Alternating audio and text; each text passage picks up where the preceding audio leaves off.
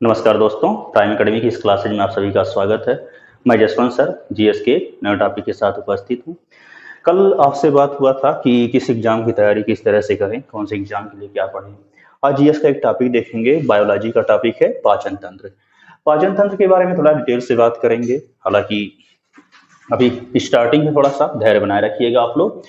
पाचन क्या होता है, फिर पाचन तंत्र क्या होता है, इसके बारे में जानते हैं। पाचन क्या है, इसको कैसे डिफाइन करते हैं। भोजन को चबाना, चबाए हुए भोजन को निगलना, निगले हुए भोजन को अवशोषित करना, संपूर्ण क्रियाएं पाचन कहलाती हैं। पाचन मतलब होता है बड़े पदार्थों को छोटे पदार्थों में तोड़ना, अर्थात भोजन को चबाना, चबाए हुए भोजन को निगलना और निगले हुए भोजन को एब्जॉर्ब करना, या बचे हुए अपचे भोजन को, जो बचे शेष पदार्थ आते हैं, अपशिष्ट पदार्थ आते हैं, उनको त्याग करना, संपूर्ण क्रियाएं पाचन कहलाती है। पाचन क्रिया होती कहाँ है, पाचन अवसाद सत पाचन कहलाती है। और पाचन जिन अंगों की सहायता से होता है उसे हम पाचन तंत्र कहते हैं। पाचन की क्रिया में जो भी अंग इन्वॉल्व होते हैं उसे हम पाचन तंत्र कहते हैं। तो पाचन बताया, पाचन तंत्र बताया। पाचन क्या है, भोजन को चबाना, चबाए हुए भोजन को निगलना और निगले हुए भोजन को पचाना और अपचे भोजन को बाहर त्यागना पाचन कहलाता है। पाचन क्रिया में इन्वॉल्व सभी अंगों को हम पाचन तंत्र कहते हैं। पाचन तंत्र को यहाँ दो भागों में डिवाइड किया है, एक आहार नाल, दूसरी पाचक ग्रंथियां। आहार नाल और पाचक ग्रंथियां, हालांकि अगर हम इस तरह से डिवाइड ना करें तो भी हम एनालिसिस कर सकते हैं इसका। आहार नाल क्या होता है, मुख गुहा अर्थात मुंह, जहाँ पे भोजन आप रखते हैं, से लेकर के बड़ी आंत अर्थात कह सकते हैं बड़ी आंत का अंतिम हिस्सा, जिसे कह सकते हैं गुदा बोला जाता है। मुख गुहा से लेकर गुदा तक का हिस्सा पूरा आहार नाल कहलाता है। आहार नाल की लंबाई के बारे में बात करेंगे, यह 32 से 33 फीट लंबा होता है, 32 से 33 फीट। ठीक, लंबे आहार नाल होती है। मनुष्य में आहार नाल की लंबाई 32 से 33 फीट लंबी होती है। ठीक है, इसके बाद इसमें थोड़ा सा एक दो क्वेश्चन और ध्यान रखेंगे, एग्जाम में पूछा गया क्वेश्चन है कि आहार नाल की लंबाई अर्थात यहाँ से लेकर के यहाँ लास्ट तक का हिस्सा पूरा आहार नाल कहलाएगा। आहार नाल की लंबाई जो होती है 32 से 33 फीट तक होती है।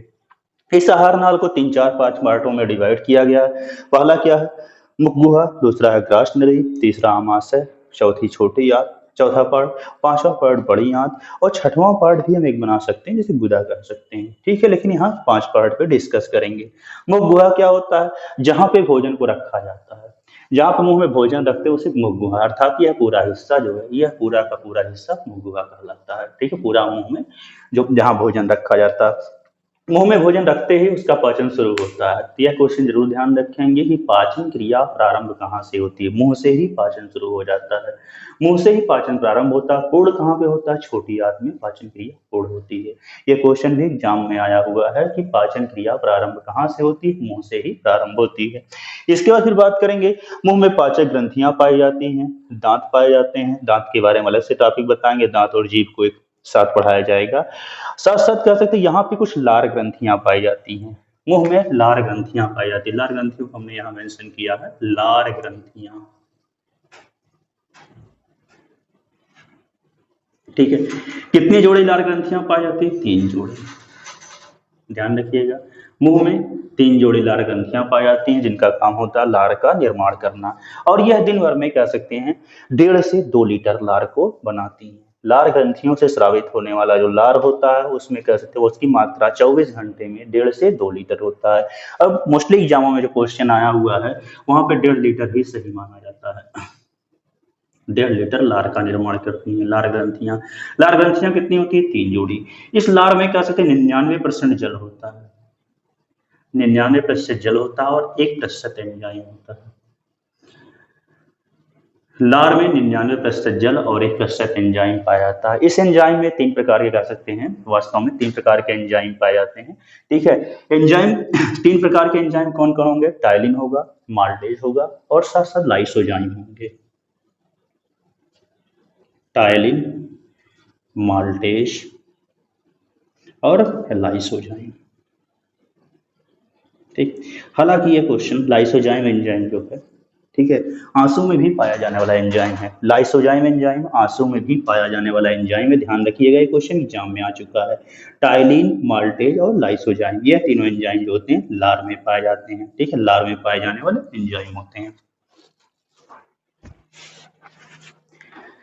सबसे पहले क्रिया किसकी शुरू होती है इन तीनों एंजाइम में से? टाइलिन की क्रिया शुरू होगी, या माल्टेज की, या लाइसोजाइम की। तो देखा जाए लाइसोजाइम एंजाइम जो होता है ये भोजन में जो कह सकते हैं छोटे मोटे जीवाणु जाते हैं उनको नष्ट करने का काम करता है। टाइलिन और माल्टेज में सबसे पहले क्रिया करना कौन शुरू करेगा? जैसे भोजन करने वाला हम मुंह में रखते हैं, ठीक है, टाइलिन अपना क्रिया शुरू कर देगा। टाइलिन भोजन करेंगे तो सबसे पहले स्टार्च, स्टार्च या कार्बोहाइड्रेट का दूसरा रूप होता है, स्टार्च को बचाएगा, स्टार्च को तुरंत कह सकते हैं कन्वर्ट करेगा माल्टोज में। चलिए लिखते चलते हैं। सबसे पहले क्रिया टाइलिन की शुरू होती है, टाइलिन स्टार्च को कन्वर्ट कर देगा माल्टोज में, ठीक। और साथ साथ दूसरे उसी मुंह में दूसरा कार्य क्या होता है? माल्टेज एंजाइम इस माल्टोज एंजाइम को कन्वर्ट कर देगा ग्लूकोज में। ये आप अच्छे से ध्यान रखिएगा, ठीक।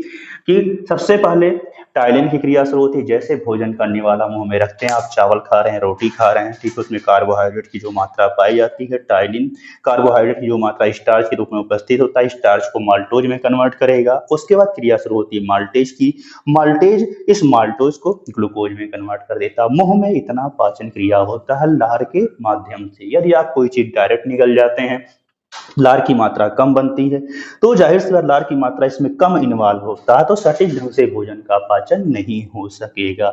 और लाइसोजाइम एंजाइम का काम होता है भोजन करते समय जो बैक्टीरिया मुंह में पहुंचते हैं उनको नष्ट करने का इसका काम होता है। इसके अतिरिक्त कह सकते हैं म्यूकस, थोड़ा ये क्या होता है? चिपचिपा पदार्थ, यह भी भोजन में पाया जाता है, जो कह सकते हैं भोजन में सॉरी मुंह में पाया जाता है। म्यूकस का भी निर्माण होता है, म्यूकस जाकर के इसी स्टार्च के साथ मिलकर के भोजन को चिपचिपा या लसलसा बनाने का काम करता है। तो मुंह में इतने पाचन क्रिया होती है, यह लार ग्रंथियों के माध्यम से होती है। लार ग्रंथियां 3 जोड़ी पाई जाती हैं। लार की मात्रा 1.5 लीटर बनती है मुंह में। लार में 99% जल होता है, 1% एंजाइम होता है। और लार ग्रंथियां जो जिह्वा के इधर उधर दाएं बाएं व्यवस्थित होती हैं। इस लार में 3 प्रकार के एंजाइम पाए जाते हैं। पहला एंजाइम है टाइलिन, दूसरा है माल्टेज, तीसरा है लाइसोजाइम। लाइसोजाइम एंजाइम हालांकि आंसू में भी पाया जाता है। यह क्वेश्चन एग्जाम में आ चुका है कि आंसू में पाया जाने वाला एंजाइम कौन है? लाइसोजाइम। और साथ साथ यह भी एक क्वेश्चन पूछा जा चुका है एग्जाम में कि आंसू किन ग्रंथियों से निकलता है। तो आगे हम इस पर डिस्कस भी करेंगे। लाइक्राइमल ग्रंथियां होती हैं जहां से आंसू निकलता है और आंसू में एंजाइम पाया जाता है। इसके अतिरिक्त एंजाइम लाइसोजाइम मुंह में भी पाया जाता है। लाइसोजाइम के अतिरिक्त टाइलिन और माल्टेज में किसकी क्रिया पहले शुरू होती है? जैसे भोजन करने वाला मुंह में आप रखेंगे, टाइलिन स्टार्च को माल्टोज में कन्वर्ट करेगा। माल्टेज जो है दूसरा एंजाइम माल्टोज को ग्लूकोज में कन्वर्ट कर देता है। इसके बाद भोजन जो है ग्रसनी अर्थात ग्रास नली से होते हुए अमाशय में पहुंचता है।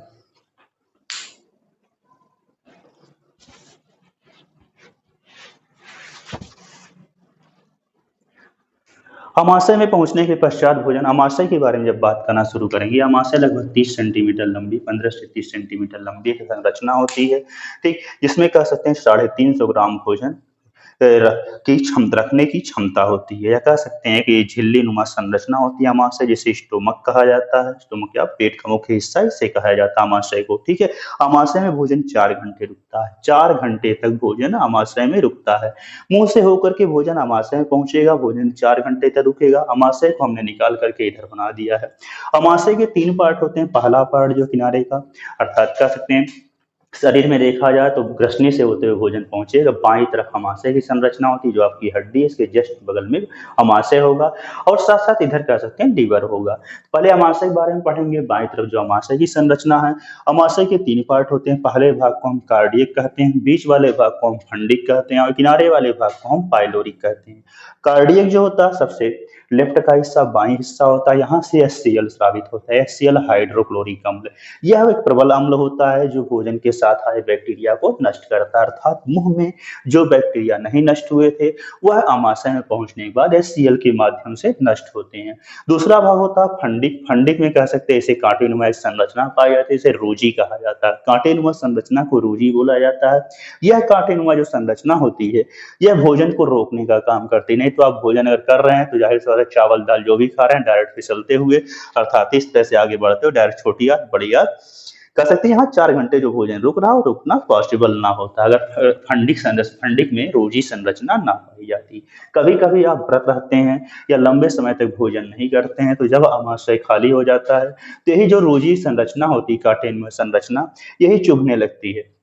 अर्थात तब आपको यह लगता है कि पेट में चूहे कूद रहे हैं। पेट में चूहे कूदना अर्थात कह सकते फंडिंग अपना कार्य कर रहा है, रोजी के माध्यम से उसको कह सकते भोजन की सफिशिएंट मात्रा नहीं मिल रही है। इसके बाद तीसरा भाग होता है पाइलोरिक। पाइलोरिक हिस्सा जो होता है आमाशय का, कह सकते हैं बाएं दायां हिस्सा होता है, बाएं हिस्सा कार्डियक होता है, बीच वाला हिस्सा फंडिक, तीसरा हिस्सा होता है पाइलोरिक।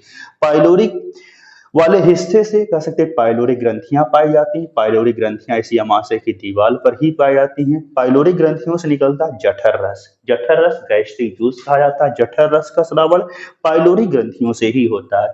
जठर रस में दो प्रकार के एंजाइम पाए जाते हैं। जठर रस का श्रावण कहाँ से होता है? अमाशय की पाइलोरिक ग्रंथियों से। इसमें दो प्रकार के एंजाइम पाए जाते हैं। एक एंजाइम का नाम होता है रेनिन और दूसरे एंजाइम का नाम होता है पेप्सिन। रेनिन और पेप्सिन यह दोनों एंजाइम कहाँ पाए जाते हैं? जठर रस से पाए जाते हैं। और जठर रस में पाए जाते हैं। जठर रस में रेनिन का क्या काम है, पेप्सिन का क्या काम है? पास है पेप्सिन, पास है प्रोटीन। पेप्सिन जो होता है भोजन में आए प्रोटीन को तोड़ने का काम करता है, प्रोटीन को तोड़ने का काम करता है। और रेनिन जो होता है दूध में जो प्रोटीन घुली होती है कैसीन, कैसीन को तोड़ने का काम करता है। अर्थात रेनिन जो होता है दूध और दही के पाचन में उत्तरदायी होता है और पेप्सिन जो होता है प्रोटीन के पाचन में उत्तरदायी होता है। तो यह ध्यान रखेंगे जठर रस में दो प्रकार के एंजाइम पाए जाते हैं। एक होता है रेनिन। रेनिन जो दूध या दही मिल्क प्रोडक्ट को पचाने का काम करेगा। जिन व्यक्तियों के आमाशय के जठर रस में, आमाशय में पाए जाने वाले जठर रस में रेनिन एंजाइम नहीं पाया जाता है, वह दूध या दूध से बने किसी पदार्थ को पचाने में सक्षम नहीं होते हैं। दूसरा पेप्सिन जो होता है, पेप्सिन एंजाइम। पेप्सिन यह प्रोटीन को, ठीक है, प्रोटीन को तोड़ने का काम करता है, अर्थात प्रोटीन का पाचन करता है। इस प्रकार भोजन जो है आगे अमाशय से होते हुए ग्रहणी या पक्वाशय में पहुंचता है। ग्रहणी या पक्वाशय यह है आपका पक्वाशय, ड्यूडेनम या ग्रहणी कहा जाता है इसे। पक्वाशय में पहुंचेगा। पक्वाशय यहाँ तक भोजन अम्लीय था, लेकिन इसके आगे भोजन जो होगा क्षारीय, अर्थात यह सी आकार की संरचना जो पक्वाशय होती है, 4 घंटे यहाँ रहने के पश्चात भोजन इस सी आकार की संरचना में पहुंचता है। इस संरचना में पहुंचने के पश्चात अभी तक भोजन अम्लीय था, लेकिन इसके जस्ट बगल में लीवर या यकृत पाया जाता है। अमाशय के जस्ट अपोजिट साइड में लीवर या यकृत पाया जाता है। लीवर जो है मनुष्य के शरीर की सबसे बड़ी ग्रंथि होती है और यह लगभग 1.5 से 2 किलोग्राम की होती है। लीवर या यकृत मनुष्य के शरीर की सबसे बड़ी ग्रंथि होती है। यह 1.5 से 2 किलोग्राम की होती है और साथ साथ यह एकमात्र ऐसी ग्रंथि है जो कह सकते हैं अपना मेंटेनेंस खुद कर देती है, अर्थात क्षतिग्रस्त हो जाने के बाद अपने काफी भाग को खुद मेंटेन कर लेती है। लीवर का काम क्या होता है? लीवर में भोजन जाता तो नहीं है, लेकिन लीवर से पाचक रसों का स्रावण होता है। जो भोजन अमाशय से पक्वाशय की तरफ अग्रसर होता है उसी में जाकर के यह पाचक रस कहीं ना कहीं मिलते रहते हैं। लीवर में देखा जाए तो जाहिर सी बात है पित्तरस का निर्माण होता है। पित्तरस का निर्माण लीवर या यकृत में होता है, यह ध्यान रखिएगा। कई बार एग्जाम में क्वेश्चन आया है लीवर में पित्तरस का निर्माण कहाँ होता है? पित्तरस का निर्माण लीवर या यकृत में होता है, ध्यान रखिए। यकृत को ही लीवर कहा जाता है। और साथ साथ यह पित्तरस कलेक्ट कहाँ होता है? पित्ताशय में। नाशपाती के आकार की संरचना जो लीवर के जस्ट बगल में होती है उसे पित्ताशय कहा जाता है, जो पित्तरस को कलेक्ट करती है। पित्तरस वास्तव में क्षारीय द्रव होता है, ठीक है। इसका पीएच 5 7 से ज्यादा अर्थात 7.4 होता है। यह पित्तरस जाकर के पक्वाशय में भोजन मिलेगा। जो बैक्टीरिया अमाशय में एचसीएल अम्ल और अन्य अम्लों के माध्यम से नष्ट नहीं हुए थे, वह जब भोजन आगे पहुंचता है तो जब पित्तरस जो है क्षारीय पदार्थ इसमें जाके मिलता है तो बचे कुचे बैक्टीरिया भी नष्ट हो जाते हैं। तो यहाँ पित्तरस मिलने का काम होता है। भोजन में पित्तरस मिल जाता है, अर्थात अभी तक जो भोजन अम्लीय था अब वह भोजन क्षारीय हो जाता है। इसके बाद बात करेंगे अग्नाशय की। अग्नाशय क्या होते हैं? मानव शरीर की दूसरी सबसे बड़ी ग्रंथि होती है अग्नाशय, जिसे पैनक्रियाज कहा जाता है। अग्नाशय या पैनक्रियाज मानव शरीर की दूसरी सबसे बड़ी ग्रंथि होती है, जो अमाशय के जस्ट नीचे और लीवर के जस्ट सामने होती है। यह पैनक्रियाज एकमात्र ऐसी ग्रंथि है, अग्नाशय एकमात्र ऐसी ग्रंथि है जो कह सकते हैं अंतःस्रावी और बहिःस्रावी दोनों प्रकार की ग्रंथि है। अग्नाशय को हम अंतःस्रावी और बहिःस्रावी दोनों प्रकार की ग्रंथि मानते हैं। अग्नाशय का ऊपरी भाग जो होता है छोटे छोटे पिंडकों से मिलकर बना होता है, छोटे छोटे पिंडकों से मिलकर के बना होता है, जिससे अग्नाशयी रस का स्रावण होता है। अग्नाशयी रस का श्रावण होता है, जो कह सकते हैं पक्वाशय में भोजन में जाकर के मिलता रहता है। और आंतरिक भाग जो होता है लैंगरहैंस की दीपिकाओं से मिलकर बना होता है। लैंगरहैंस की दीपिकाओं, क्योंकि इसकी खोज किया था लैंगरहैंस नामक वैज्ञानिक ने, इसलिए इसे कहा जाता है आंतरिक भाग को लैंगरहैंस की दीपिकाएं। लैंगरहैंस की दीपिकाओं में 3 प्रकार के सेल पाए जाते हैं, अल्फा सेल, बीटा सेल और gamma cell. Alpha, beta, gamma cell 3 प्रकार की कोशिकाएं पाई जाती हैं। इन तीनों प्रकार की कोशिकाओं से 3 विशेष प्रकार के एंजाइम का स्राव होता है। बात कर रहे थे अग्नाशय की। अग्नाशय अंतःस्रावी और बहिःस्रावी दोनों प्रकार की ग्रंथि होती है। अग्नाशय का ऊपरी जो भाग जो होता है छोटे छोटे पिंडकों से मिलकर बना होता है, जिससे अग्नाशयी रस निकलता है और जो भोजन में पक्वाशय में जाकर के मिलता है। इसके अतिरिक्त अग्नाशय का जो आंतरिक भाग होता है उसे लैंगरहैंस की दीपिकाएं का बना होता है। लैंगरहैंस की दीपिका, इस पार्ट का नाम, शरीर के इस भाग का नाम लैंगरहैंस की दीपिकाएं ही रखा गया है। यहाँ 3 प्रकार के सेल होते हैं, एक अल्फा सेल, दूसरा बीटा सेल, तीसरा gamma cell. Alpha, beta, gamma. Beta cell से ही इंसुलिन हार्मोन का स्रावण होता है, जो कह सकते हैं शरीर में ग्लूकोज के स्तर को मेंटेन रखने का कार्य करता है। बीटा सेल से इंसुलिन हार्मोन का स्रावण होगा, जो शरीर ग्लूकोज के स्तर को मेंटेन रखने का काम करेगा। इसके बाद अग्नाशय के बाद भोजन जो है छोटी आंत में पहुंचेगा। वैसे पक्वाशय को छोटी आंत का हिस्सा ही माना जाता है, ड्यूडेनम को छोटी आंत का ही हिस्सा मानते हैं। इसके बाद भोजन छोटी आंत में पहुंचेगा। छोटी आंत की यहाँ संरचना दिखाया नहीं है बहुत ज्यादा, ठीक है। छोटी आंत में पहुंच कर सकते हैं। सबसे लास्ट में पाचन होता है प्रोटीन का। भोजन में जो प्रमुख अवयव होते हैं कार्बोहाइड्रेट, वसा, प्रोटीन, विटामिन, ठीक है। जल, विटामिन, खनिज, लवण, इन सबका पाचन शरीर में होता नहीं है, ठीक है। सब बहुत छोटे पार्टिकल होते हैं और छोटे पार्टिकल वैसे डायरेक्ट अवशोषित कर लिए जाते हैं। छोटी आंत की दीवारें जो होती हैं वह आंतरिक रस का स्रावण करती हैं। आंतरिक रस, ठीक है। आंतरिक अर्थात मनुष्य के शरीर में 24 घंटे में 2 लीटर कह सकते हैं आंतरिक रस का निर्माण होता है, ठीक है। आंतरिक रस का स्रावण करती हैं, जो भोजन के अंतिम पदार्थ अर्थात कह सकते हैं प्रोटीन का पाचन करने में सहायक होती हैं। इसके बाद फिर कह सकते हैं भोजन छोटी आंत से बड़ी आंत में पहुंचेगा। बड़ी आंत में भोजन का कोई पाचन नहीं होता। बड़ी आंत में सिर्फ और सिर्फ भोजन का स्वांगीकरण अर्थात कह सकते हैं एब्जॉर्प्शन और शोषण की क्रिया होती है, और शेष बचे पदार्थ को मलाशय अर्थात बड़ी आंत के दूसरे पार्ट में कहीं न कहीं स्टोर कर दिया जाता है, जो अपचय भोजन के रूप में या अवशिष्ट भोजन के रूप में शरीर से बाहर कर दिया जाता है। तो यह आज की वीडियो का पाचन तंत्र का हिस्सा था। एक बार सारांश फिर से देख लेते हैं, कुछ स्टार्ट में देख लेते हैं। अगर पाचन तंत्र हमें पढ़ना है तो पाचन तंत्र को 2 पार्ट में डिवाइड करते हैं, एक आहार नाल, दूसरी पाचक ग्रंथि। आहार नाल का जब नाम आएगा तो पहला क्वेश्चन ये ध्यान रखिएगा कि पूरे आहार नाल की लंबाई 32 से 33 फीट होती है। इसके अतिरिक्त कह सकते हैं एक चीज क्वेश्चन आया हुआ था सीटेट में, एक बार एक क्वेश्चन पूछा था छोटी आंत और बड़ी आंत का रेशियो कितना होता है, ठीक है। तो इसे अगर मीटर में कन्वर्ट करेंगे तो कह सकते हैं 8 से 10 मीटर, करीब 10 मीटर तक, ठीक है। 8 से 10 मीटर तक, और साथ साथ इसमें कह सकते हैं 7.5 मीटर, लगभग 7.5 से 8 मीटर तक छोटी आंत की लंबाई होती है, और बड़ी आंत की लंबाई जो है 1.5 मीटर तक होती है, ठीक है। तो ध्यान रखिएगा आहार नाल किन किन पार्टों से मिलकर के बना होता, मुख गुहा, ग्रासनली, अमाशय, छोटी आंत, बड़ी आंत, ठीक है। और साथ साथ पाचक ग्रंथियां में लार ग्रंथियां जो मुंह में पाई जाती है, जठर ग्रंथियां जो कह सकते हैं अमाशय में पाई जाती हैं, और जठर, और जहाँ जठर रस का श्रावण होता है लीवर या पित्ताशय, पता है कि अमाशय के जस्ट बगल में होगा। अग्नाशय पैनक्रियाज जो होता है यह कह सकते हैं अमाशय के जस्ट नीचे का हिस्सा। आंत ग्रंथियां अर्थात आंतों में, छोटी आंत में जो अवशोषण करने के लिए ग्रंथियां होती हैं उनसे भी एंजाइम का ही स्राव होता है। इसके अतिरिक्त बताया था लार ग्रंथियां जो होंगी यह 3 जोड़ी पाई जाती हैं, मुंह में पाई जाती हैं, ठीक है। लार ग्रंथियों से 1.5 लीटर लार का स्राव प्रतिदिन होता है। इसमें 99% जल, 1% एंजाइम होता है। लार में 3 प्रकार के एंजाइम पाए जाते हैं, टाइलिन, माल्टेज और लाइसोजाइम। इसके अतिरिक्त लार में म्यूकस नामक पदार्थ भी पाया जाता है। सबसे पहले टाइलिन की क्रिया शुरू होगी, स्टार्च को माल्टोज में कन्वर्ट करेगा। स्टार्च कहाँ से आएगा, जो भोजन आप करते हैं वह रोटी, चावल, दाल के रूप में जो भी पदार्थ रहता है कार्बोहाइड्रेट का ही एक फॉर्म स्टार्च होता है। और साथ साथ माल्टेज एंजाइम जो है वो माल्टोज को ग्लूकोज में कन्वर्ट करेगा। यह ग्लूकोज अर्थात कह सकते हैं ग्लूकोज की मात्रा मुंह में ही बनना शुरू हो जाती है। इसीलिए जो एथलीट होते हैं, जो खिलाड़ी होते हैं, उन्हें कह सकते हैं तत्काल एनर्जी के लिए सॉफ्ट ड्रिंक दिया जाता है, अर्थात जिसमें ग्लूकोज की मात्रा हो, अर्थात तत्काल शरीर को ऊर्जा मिलना शुरू हो जाए। लाइसोजाइम का काम होता है भोजन में आए बैक्टीरिया को नष्ट करना। इसके बाद भोजन अमाशय में पहुंचेगा, यहाँ भोजन 4 घंटे रहता है। 4 घंटे रहने के पश्चात आगे भोजन पक्वाशय में पहुंचेगा। पक्वाशय में से लीवर से आकर के, पक्वाशय में जब भोजन पहुंचता है तो लीवर से आकर के पित्तरस मिलेगा, जो पित्ताशय में कलेक्ट होता है, नाशपाती आकार की संरचना होती है, इसमें कह सकते हैं पित्तरस की का कलेक्शन किया जाता है और यह पित्तरस आकर के भोजन में मिलेगा, अम्लीय भोजन को क्षारीय बनाएगा। अग्नाशय जो होता है, अग्नाशय एक ऐसी ग्रंथि होती है जो अंतःस्रावी बहिःस्रावी दोनों होती है और साथ साथ यहाँ से आंतरिक भाग जो होता है लैंगरहैंस की दीपिकाओं नामक लैंगरहैंस की दीपिकाएं कहा जाता है। 3 प्रकार की सेल से बना होता है, अल्फा, बीटा और gamma cell. Alpha cell, beta cell और गामा सेल। बीटा सेल से ही इंसुलिन हार्मोन का स्रावण होता है जो भोजन में कह सकते हैं ग्लूकोज के स्तर को मेंटेन करने का काम करता है। इसके बाद भोजन छोटी आंत में पहुंचता है। छोटी आंत में अंतिम पदार्थ अर्थात प्रोटीन का पाचन होता है। सबसे पहले पाचन होता है कार्बोहाइड्रेट का, सबसे लास्ट में पाचन होता है प्रोटीन का। यह ध्यान रखेंगे। और साथ साथ भोजन का एब्जॉर्प्शन भी छोटी आंत में कुछ हद तक किया जाता है। छोटी आंत की दीवारों से आंतरिक रस का स्रावण होता है। इसके बाद भोजन बड़ी आंत में पहुंचेगा।